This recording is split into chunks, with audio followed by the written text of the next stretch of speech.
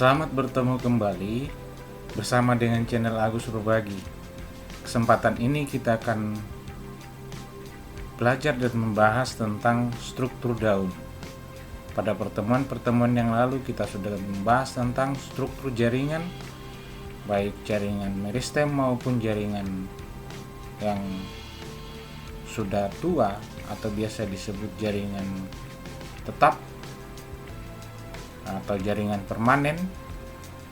Dan kesempatan ini kita akan membahas tentang struktur daun. Yang pertama yang kita akan melihat dulu adalah struktur anatomi pada daun. Secara anatomi, kalau kita ambil penampang melintangnya dari lapisan-lapisan yang ada itu mulai dari permukaan atas, maka jenis-jenis jaringan yang menyusun pada daun itu meliputi ada jaringan epidermis atas.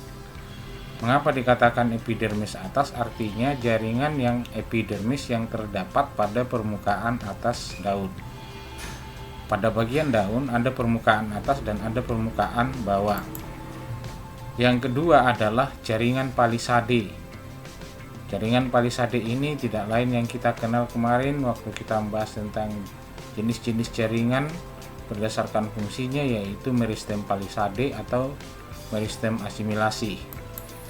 Nah, jaringan kedua adalah jaringan pengangkut.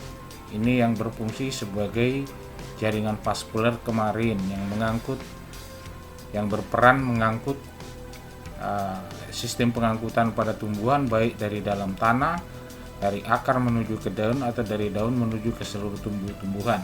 Tidak lain yang kita kenal ini adalah xilem dan phloem.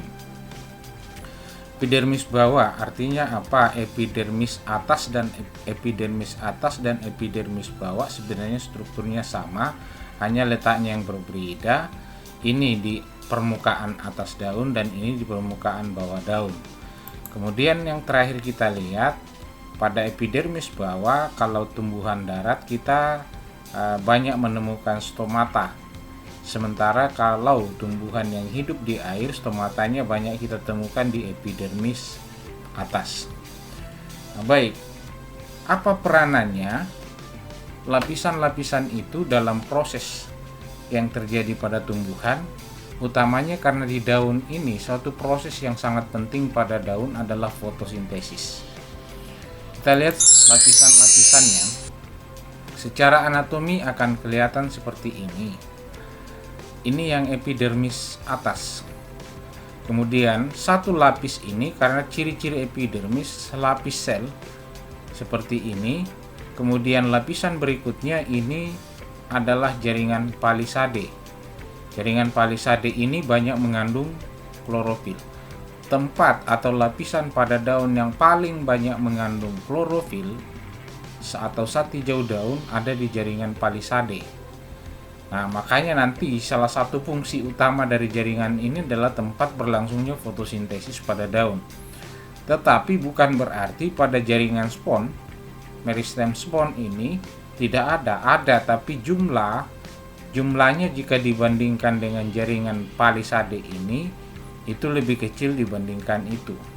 Nah, secara struktur anatomi, kalau dipisah jaringan palisade dipisah seperti ini, maka lapisan pertama adalah epidermis atas, kemudian jaringan palisade dan spons.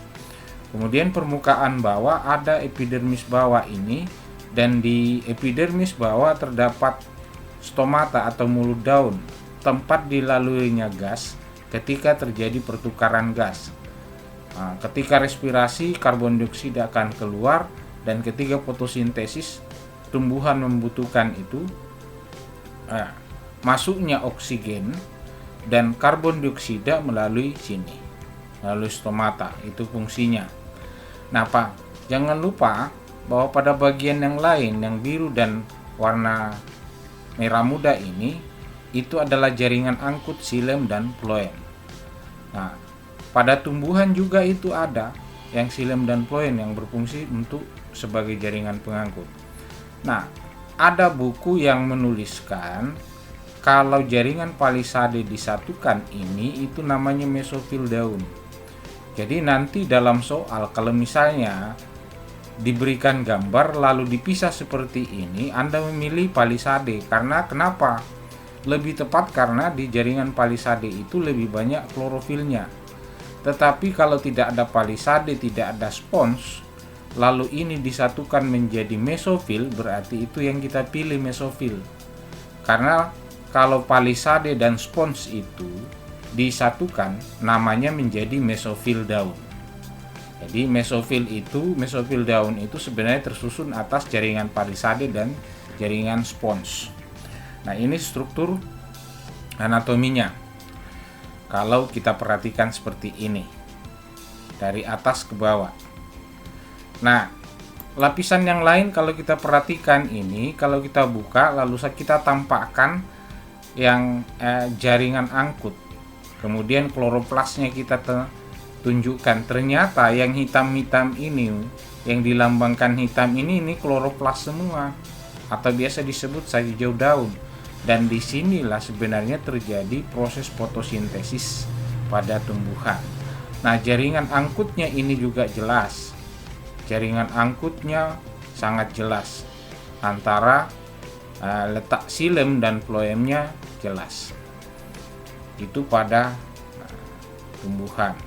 Nah, ini yang saya katakan tadi, parenkim palisade dan parenkim bunga karang itu nama lainnya kalau disatukan namanya mesofil. Jadi yang ditunjuk ini semua parenkim palisade, ini parenkim spon. Kalau disatukan itu menjadi menjadi mesofil daun. Nah, sel penjaga atau sel pengiring itu dekat sekali dengan stomata atau mulut daun. Kutikula, lapisan paling luar dari kulit. Epidermisnya jelas, ini epidermis bawah, ini epidermis atas.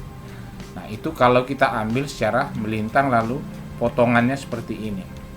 Nah, kalau kita tampilkan ini, yang ditampilkan ini adalah sirkulasi yang terjadi pada stomata. Ya. Oksigen keluar, karbon dioksida masuk. Ketika bernapas, maka respirasi pada tumbuhan terjadi, menghasilkan oksigen, respirasi dan fotosintesis pada tumbuhan terjadi, maka jalur yang dilalui ini adalah apa? Jalur yang dilalui ini adalah stomata, dan letak stomata ini tergantung dari jenis tumbuhan itu.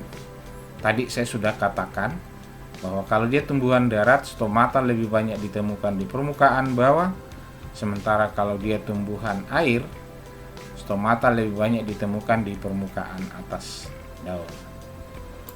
Nah, demikian pembahasan kita tentang struktur anatomi pada daun. Kita akan lanjutkan pembelajaran kita nanti melalui materi yang berikutnya, yaitu struktur morfologi pada daun.